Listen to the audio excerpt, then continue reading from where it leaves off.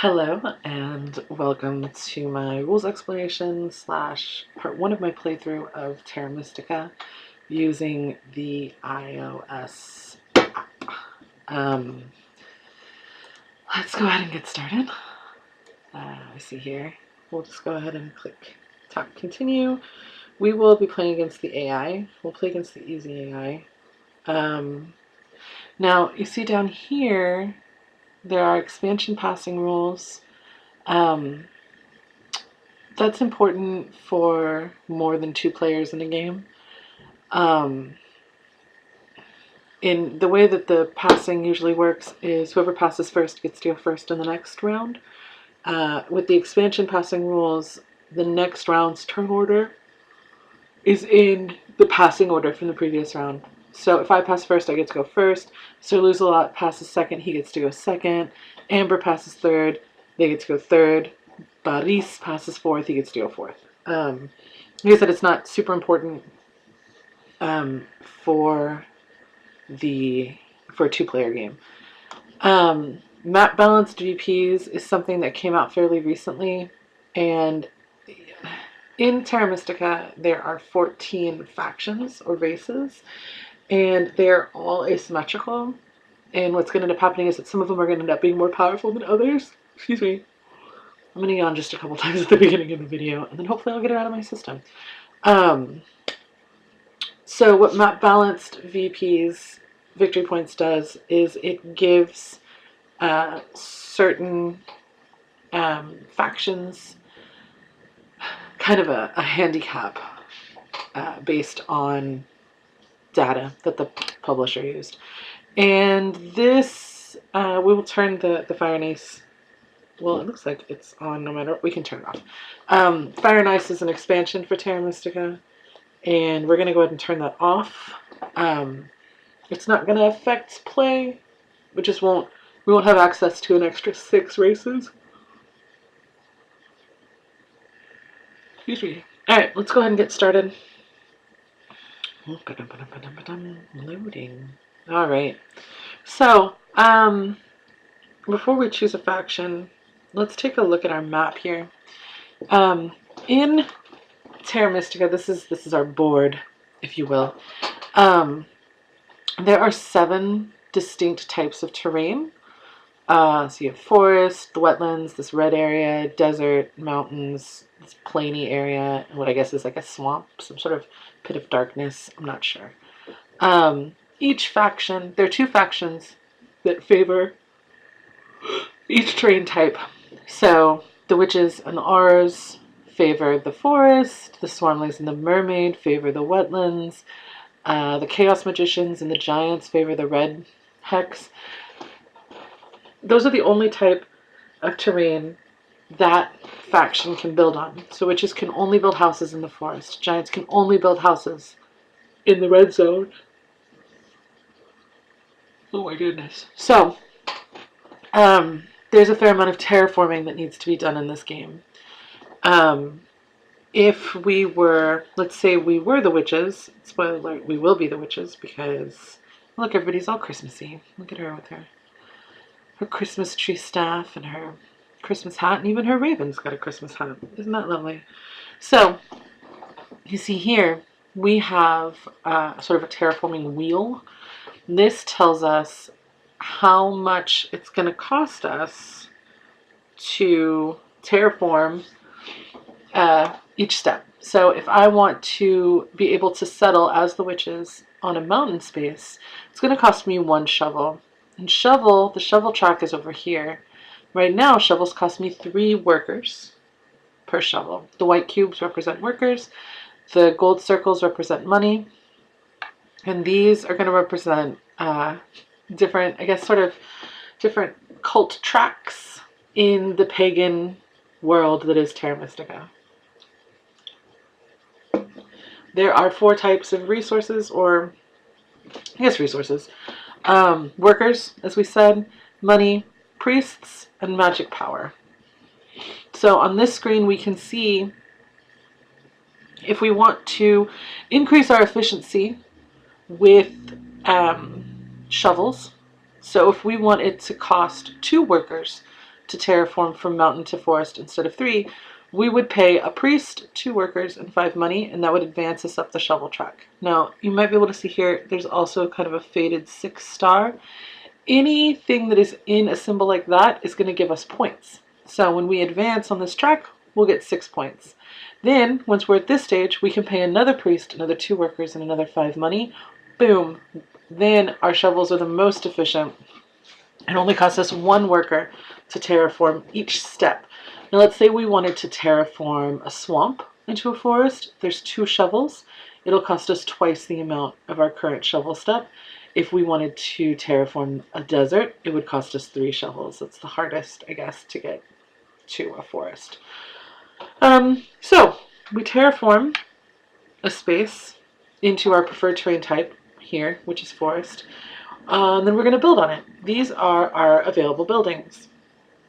We always have to start with the lowest, the simplest building. So in this case, dwellings. Dwellings are going to cost us 1 worker and 2 money, and then we can place a dwelling on our terrain type. Now, at the beginning of the game, when we seed the board, each faction will be able to place 2 dwellings out without paying for them. And those dwellings don't have to be adjacent. For future placement, dwellings need to adhere to adjacency rules. So anytime you shovel and well, not anytime, whenever you terraform and settle as an action, you can use your shovels, make your preferred terrain type, and then you can pay an additional 1 worker and 2 money to build a dwelling on that hexagon. Now, to build a trading post, you see this little open bracket here. To build a trading post, you need to upgrade an existing dwelling. So you need to pay 2 workers and either 3 money or 6 money, depending on where you are on the map. So let's say that I'm the witches, and let's say that the AI is the mermaids, so they're here. I have a dwelling here, they have a dwelling here. Since we're adjacent, my trading post is cheaper because I already have like a trading partner built in right next to me. So I would only have to pay 2 workers and 3 money. Whereas if they were, let's say the fakirs, and they were over here, we aren't adjacent to each other. So me upgrading this dwelling would cost 2 workers and 6 money instead of 2 workers and 3 money.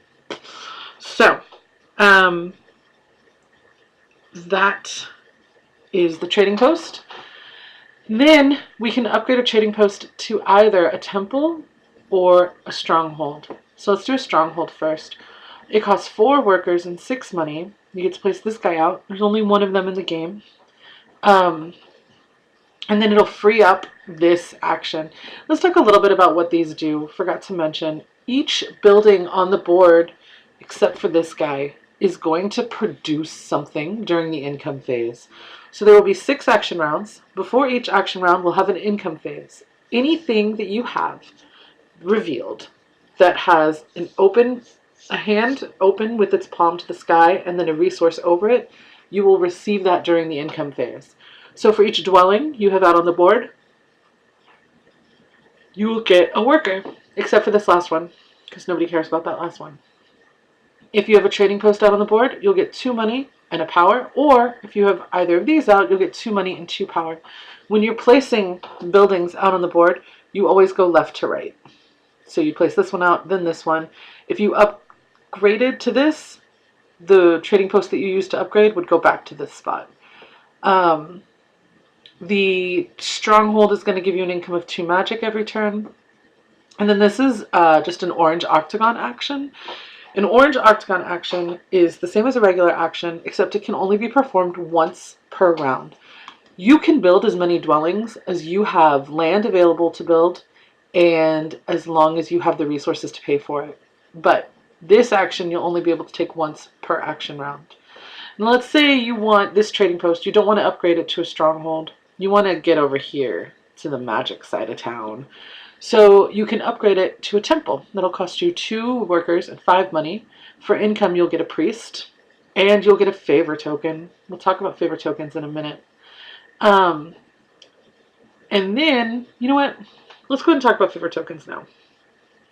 So I mentioned earlier that the land of Terra Mystica is kind of a pagan place. Um, there are there are four cults in Terra Mystica. There might be minor cults that we just don't experience in this game. These are the main ones. They represent fire, water, earth, and air. Um, and each one has a track that you can go up. Part of in-game scoring is going to be whoever is the furthest along each track. They'll get more points than the person who's second furthest along. So since we're playing a two-player game, whoever is highest on the fire track will get 8 points, and then the other person will get 4. Same with the water, same with the earth, same with the air. Now you'll see down here, there are 4 spaces that you can use a priest to advance your marker up the cult track. So the first priest, with priests you have 2 options when it comes to sort of, I don't know, like proselytizing, sort of advancing the faith of the cult. You can either permanently assign them to the cult, or they can just sort of temporarily visit the cult and be like, oh, this is cool. If you permanently assign them, you put your little priest dude on one of these, the highest available one, of course. So you put a little priest dude here, and then your piece will be able to move up that many spaces. So the first priest assigned to each cult is going to be able to move your marker up 3 spaces, and then the subsequent 3 priests will move it up 2 spaces. Once all 4 spaces are full, no more permanent priests there. The cult buildings are only so big. Now, if you want... And those priests, you won't be able to come back into your pool, your priest pool. What was I going to say? If you want to temporarily assign a priest to just kind of briefly worship, I guess, at the cult, you can advance up 1 space on 1 track. So that's one way you can go up the track. Now, another way you can go up the track is through favors, which are these guys. So whenever you build a temple or you build a sanctuary, you get to choose one of these tiles. And you can only ever have 1 of each kind of tile. So you can't get all 3 of these. You can have 1. And the reason there's 3 is because in the game, there are 3. So in a 2-player game, only 2 of them will be used. But in a 4-player game, somebody might get shafted out of getting one of these. So we'll start with these bottom ones, of which there's only 1. And they advance you up this particular cult track by 3 spaces. So you can just shoot up the fire track, water, earth, or air. These are a little less beneficial on the cult tracks, but they give you a different benefit. So this will move you up 2 on the fire, 2 on the water, 2 on the earth, 2 on the air. This gives you an orange octagon action, which remember you can take once per round, and it's only available to you. During income, you'll get a power and a worker. During income, you'll get 4 power. And this is going to affect our requirements for developing a town, which we'll talk about when we go back to the buildings. This is going to give you income of 3 money every turn and advance you up 1. So all of these will advance you up 1 on their respective cult track. This, for every trading post you place, you'll get 3 points. This, for every dwelling you place, you'll get 2 points. And this, whenever there's a scroll, it means when you pass. So if you have this favor token, whenever you pass, you get to score based on how many trading posts you have active on the field. So you get, if you have 1 trading post out, you get 2 points. 2 or 3 trading posts, you get 3 points. And 4 trading posts, you get 4 victory points. So that's kind of fun. Okay, so those are favor tokens. Let's get out of here. And again, you get those whenever you see this symbol here. So you get one whenever you place a temple or when you place a sanctuary. And the sanctuary upgrades a temple. It gives you a priest as income, just like these do. And it also affects your criteria for making a city, or a town rather. So there are 2 requirements for making a city. One is that you have 4 buildings adjacent to each other. And the second is that those buildings cumulatively have a power score of 7. So each building type has these little discs next to them that tells you the power value of that building. Dwellings are worth 1, trading posts and temples are worth 2, and your stronghold and your sanctuary are going to be worth 3 each. So if you have a stronghold, a trading post, and 2 dwellings, that's a town if they're adjacent to each other. Because the stronghold is 3 power points, the trading post is 2, so that gives us 5, and the 2 dwelling are 1 each, so that puts us at 7. We have 4 buildings with a cumulative power score of 7. Now, the sanctuary special ability is it lowers one of the requirements for making a town for the town that it's a part of. So if you have a sanctuary and let's say 2 trading posts, that's 3 buildings. Usually it wouldn't count towards a town, but the sanctuary special ability is you only need 3 buildings as long as one of them is a sanctuary. So we have 3 power with the sanctuary and 2 power with the 2 trading posts. That gives us a power value of 7. So we have a town there. Now when we make a town, we get one of these key tiles, and they are going to provide some kind of benefit. The first is going to be in a number of victory points, and the second is going to be through something else. So in this case, you can get 7 victory points and 2 workers, 9 victory points and a priest. You can go up each cult track by 1 space. You can advance 8 power. We'll talk about power in just a second. You get 6 money. You get to go up on your shipping track. We'll talk about shipping. And you can go up 2 on each cult track. So you get one of those. And when you have a key, if you're here in space 9 and you have a key, you can advance to space 10. Only one person can be in the topmost of each of these. And you need 1 key for each track that you're at the top of. Now, if we look at our favor tokens, this favor token tells us that we only need a power value of 6 in order to found a town. So that's pretty cool. And in the picture you see there's a dwelling, a trading post, and a dwelling. So it's 1, 2, 3, 4, 5, 6, and they got a town. Pretty handy stuff. Okay, so let's talk a little bit about, we talked about our buildings. Let's talk about the shipping track. Oops-a-doodle. So we talked about our shovel track. Our shipping track is similar. It costs a priest and 4 money to advance on it. And that's going to affect our consideration for being able to settle new dwellings and things. So if you have a shipping value of 1, let's take a look at the map. Let's say I had a dwelling here. I have a shipping value of 0. That means I could settle one of these 2. If I have a shipping value of 1, I can reach here, here, here, here, here, and here. Because I can, well, and I guess I can reach, no, I can't reach over there. Because shipping value of 1 means you can go in 1 river hex spot. So shipping value of 1, I can settle over here. If I was here, shipping value of 1, I could get here. If I had a shipping value of 2, 1, 2, I could settle here. If I had a shipping value of 3, I could go 1, 2, 3 over to this one. Shipping value does not count for adjacency in cities. Those are considered 2 separate settlements. You wouldn't be able to use that adjacency for cities. But even given that, it's going to give you points when you advance on the shipping track. And there was a city tile that gave you a free advancement on the shipping track. This one right here. So that's fun. Okay. Each race, each faction, on their 3rd page here is going to, this is going to give you just some flavor text about your faction. This is going to explain what your stronghold, oh no, this one. No. This one over here explains what your stronghold ability is. And this one is going to explain what your victory point book ability is going to do. And where you find that is down here.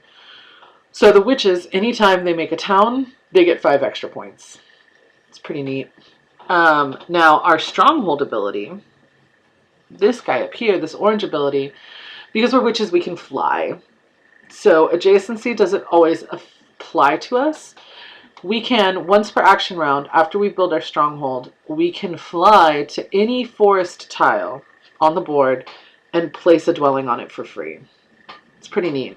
I'm a big fan of it. I usually am a big fan of witches in any game. Um, Now, that's not the only kind of orange um, octagon action that we'll have.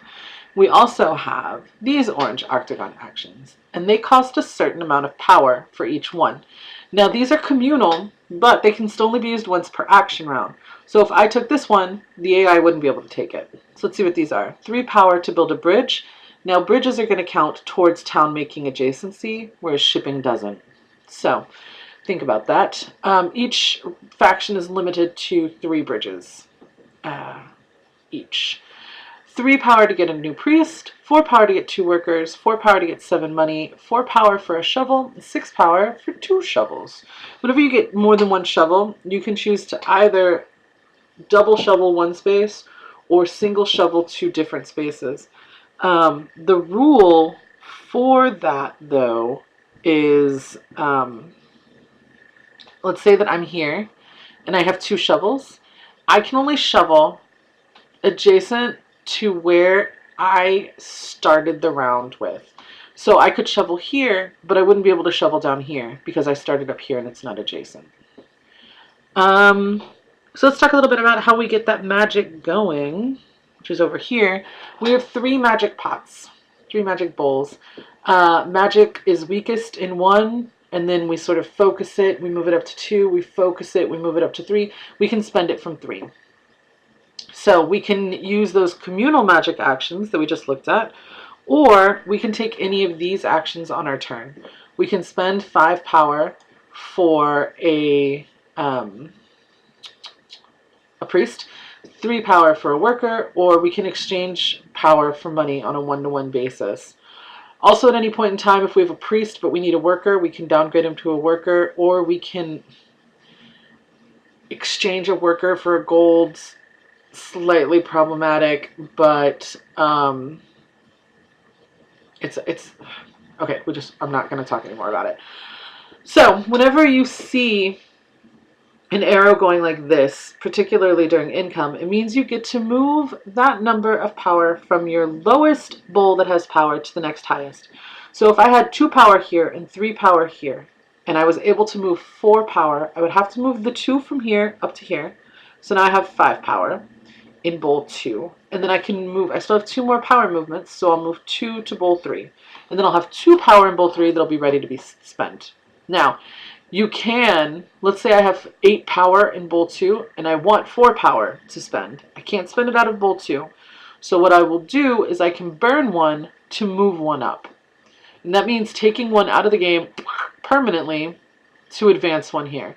So I burn 1, move 1, burn 1, move 1, burn 1, move 1, burn 1, move 1. So I've burnt 4. I have 4 here, but I've also gotten rid of half of that power that could be cycling around. Now, I'm not going to lie, that is my preferred method when it comes to power mechanics in this game.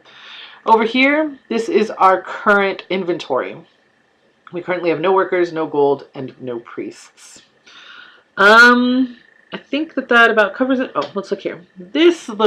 So this is the screen we just saw with our power bowls. This shows us the towns. This is going to be, we'll talk about that in a second. This is rules. This is favorite tokens. This is the cult track. And this is orange octagon actions. This is our game timer. This one is what the score is. What are we looking at here? So these are, like I said, for your progress on the cult tracks. At the end of the game, that'll score. And this is whoever has the longest continuously adjacent stretch of settlements, and that includes with shipping, will get 18 points, and the second person will get 6 points. So you can see final score here. How it looks like the final score is going to shake down. It also will show you your level on each of the cult tracks. So the last 2 things we need to look at, our passing bonuses and our round structure. So let's take a look at our passing bonuses. At the beginning, before round 1 starts, both of us will choose one of these, which will get us some kind of bonus during the course of that round. So the ones with hands with palms to the sky again are income. So this one's going to get you 6 extra money. This will get you 4 extra money, and you'll be able to advance one of your cult tracks by 1 space. This will get you a priest. This will get you a worker, and when you pass that scroll symbol, you'll get 2 points per trading post you have on the board. And this will get you 2 workers, and when you pass, you'll get 4 points for your stronghold or your sanctuary, or both, 4 points each if they're on the board. Whichever 3 are not chosen will get a coin on them to try to incentivize choosing them next time, kind of like a Puerto Rico thing. And our last thing over here are our round bonuses. So there's 6 rounds in the game, and each round is going to have a specific scoring consideration in addition to all the regular scoring considerations. Yay! So in round 1, each time you place a trading post, you'll get 3 points. In round 2, each time you place a dwelling, you'll get 2 points. Round 3, when you place the stronghold or the sanctuary, you'll get 5 points. Round 4, for each temple you place, you'll get 4 points. In round 5, for each town you found, you'll get 5 points. And round 6, again, each trading post you place, you'll get 3 points. Now those during the round scorings only are happening over here on the left half of the scoring tile. The right half of the scoring tile, after everybody is passed in round 1, we'll look at the cult tracks. For every 4 spaces you've gone up the air track, you'll get a shovel. At the end of round 2, for every 4 spaces you've gone up the fire track, you'll get 4 power. After round 3, for every 2 spaces up the air track, you'll get a worker. For round 4, for every priest you have permanently committed to the cult tracks, you'll get 2 money. In round 5, for every 4 brown spaces you've gone up, you'll get a shovel. In round 6, there is not a cult investment bonus, because as soon as both people have passed in round 6, we'll do final scoring, and then that'll be the game. So what I'm going to go ahead and do is we're going to play the setup and the first round, because already this video feels a little bit, it's like 27 minutes of rules explanation. So we'll do the first round together, and then we'll stop at the second round, and part 2 of this video will be rounds 2, 3, 4, 5, and 6. So let's go ahead, and we'll be the witches, of course. We'll confirm being the witches. Okay, so we're playing against the Chaos Magicians. That's who these guys are. So if we look down here, pretty much everything we need to know about our gameplay is down here. It tells us what level shipping we have, how many workers each shovel costs. Down here, it tells us this green, the numbers in green are our income, and the numbers above it are our inventory. So each round we're producing 1 worker, and right now we have 3 workers that we can work with.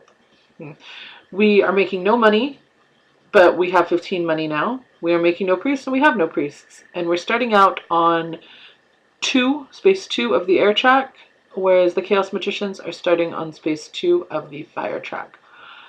This is our current score, so 19 to 19, and this is how many bridges we have left. We have 3 bridges left. Okay, so during setup, first player gets to choose the first place that they'll go, and we'll snake. So I'll place 1, the Chaos Magician will place 2 dwellings, and then I'll place my second. If we had 3 players, person A would place 1, person B would place 1, person C would place 2, person B would place their second, and then person A would place theirs. A little bit of snaking turn order, which does not happen again for the rest of the game. So don't worry, it's not going to be like a huge waiting period like a Grand Austria Hotel situation. So you can click on your opponent and you see what their favorite terrain type is. Right here, it's the Redlands. Their sanctuary ability is once per turn they can take 2 actions in a row, which is pretty cool. And their bonus at the beginning is they get to place a 3rd dwelling down. La, la, la. So they're going to be going to red spaces. So I'm going to go ahead and place a dude here. Place a dwelling there. And then, oh no, theirs is that they only get to place 1. And they don't place until I place both of mine. That's what it is. If I was confused about that, I could have checked here, and it explains what it is. You start the game with only one dwelling. You can only place this after all the other players have placed theirs. You get 2 favor tiles instead of 1 whenever you build a temple or your sanctuary. That's pretty neat. The Chaos Magicians are pretty neat. I've never actually played as them because they intimidate me a little bit. So maybe in the next video I'll play as them to see if intimidation is justified. Okay, so my second one, let's see. I think I'm going to be able to build a city there. I'm going to come down here. Alright, so let's see where the Chaos Magician goes. Not next to either of mine. What a jerk monster. Because remember, adjacency is good for upgrading to trading posts. It gives you a discount. So the guy's kind of a jerk monster. So he chose this bonus card, which will give him 6 extra coins during income. So now I have to choose which one I want. I kind of like the idea of this one, because I want to get my stronghold out. So let's do that one. Yep. So this is telling us what our bonus is. Each bonus, or now we're doing our income. Okay, so it's my turn. So our current round, each trading post we place gives us 3 points, and for every 4 steps we've gone up the air, we'll get a shovel. I want to take advantage of that because I've already gone up 2 spaces on the air track right here. When I get here, I'll get a free shovel. Now you'll notice too that there's thresholds. This is a threshold of 1, this is a threshold of 2, 2, and 3. When you cross that threshold, you get to advance that much power in your power bowls. So right now in our power bowl, we have 5 in 1 and 7 in the second. So we need, before we can even think about moving 7 over here, we need to move these 5 up here. Or I can burn from here. We'll see. Okay. So, what I want to do this turn, I need to get that dwelling bonus.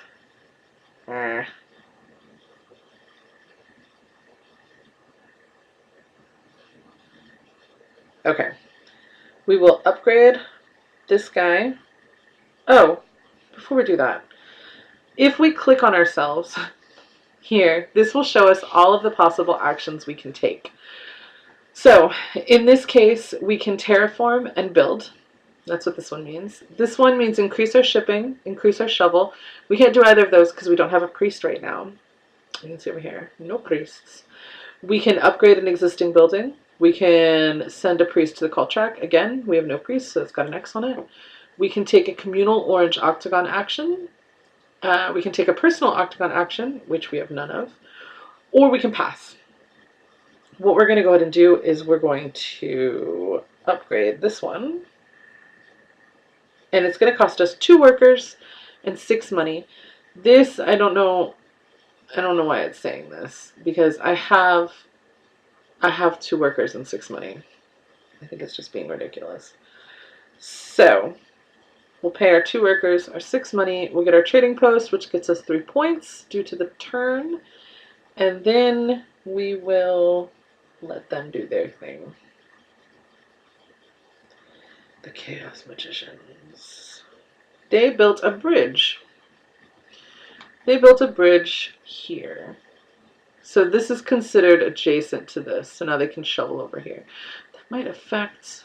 I want to build a town right here. That might affect my plans. So what I'm going to go ahead and do is make a temple. Temple or stronghold? Temple or stronghold?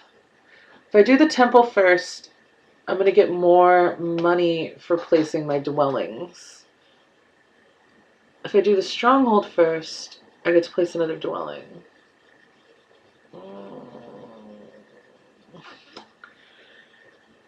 4 and 6, or 2 and 5. You know what? We'll do a temple. We can get a favor token.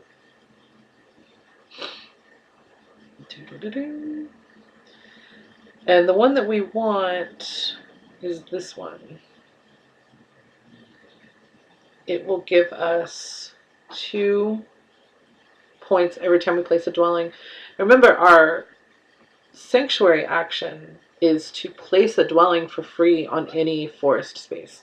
So we're going to get at least 10 points off of that faction tile, off of that favor tile.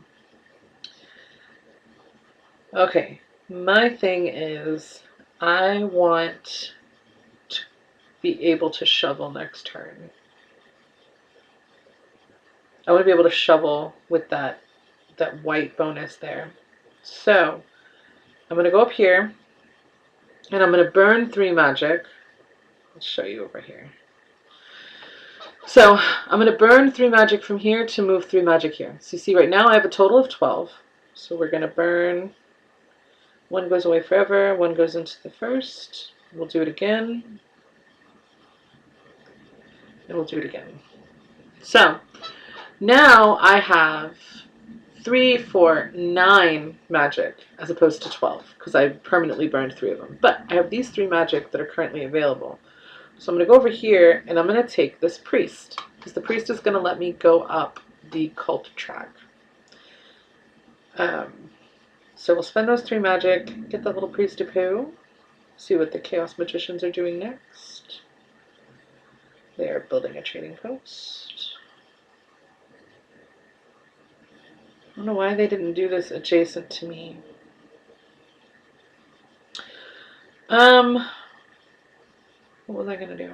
I'm going to send a priest to the cult tracks. He's going to go to this one. He's going to go to the air track, and I'm going to permanently assign him there. So he'll move me up 3, which will put me at 5. Yep. I send that guy 1, 2, 3, and I passed. This thing moves pretty quickly. I was at 2, so I passed 1 and 2. So I got 3 power advanced in my bowls. That all sounds ridiculous. So you can see how the power sort of cycles around. The other way that you can get power, which is part of why the Chaos Magicians are kind of being jerks right now. So remember, if I build adjacent next to someone and I build a trading post, I get a discount on the cost. Also, when you build next to someone, when you upgrade or build next to them, they get to advance the number of power equal to the power level of the building. So if I build a dwelling here, the Chaos Magicians could take 2 power, but it would cost them 1 less point per the amount of power they'd get. So here they would get 2 power, but it would cost them a point. If I built here, this is a level 1 building, they would get 1 power, it would cost them 0 points because that's 1 fewer. So I'm kind of annoyed that they didn't build next to us because we're not able to sort of farm that power. So I have 4 workers, 4 money, and not much of anything else going on for me. I can't build another trading post because that would cost me 2 workers and 6 money. I mean, I guess I could. I'm gonna see if he comes over and bees adjacent to me. I don't want to pass though. Is part of the problem. I want to pass second.